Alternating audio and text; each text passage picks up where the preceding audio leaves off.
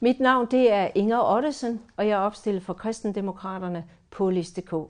Til daglig der bor jeg i Grønhøj ved Ingstrup. Det er et vidunderligt natursted. Jeg arbejder som lektor på UCN.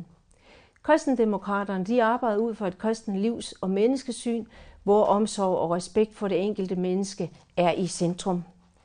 KD vil arbejde for biomedicinsk udvikling i samarbejde med Aalborg Universitet og Universitetshospital. Vi anser generelt forskning for en vigtig brik i udviklingen af Nordjylland. Vedrørende den sundhedsmæssige og velfærdsteknologiske forskning, så skal der altid være en etisk monitorering på tingene. Vi har en mærkesag. KD vil arbejde yderligere for at fremme hospicetilbud og andre palliative tilbud. Vi går ind for aktiv livshjælp og ikke aktiv dødshjælp. At aflive mennesker er et anliggende for militæret. Vi er som parti glade for, at Frederikshavn har fået sit hospice, men 9 pladser var for lidt. KD vil arbejde målrettet mod nedbringelse af provokerede aborter.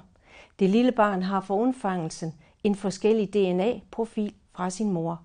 Derfor vil vi arbejde for en obligatorisk abortrådgivning.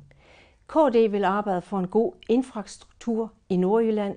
Med det store areal i regionen er der en stor udfordring, når landområder og byområder og yderområder skal nås sammen.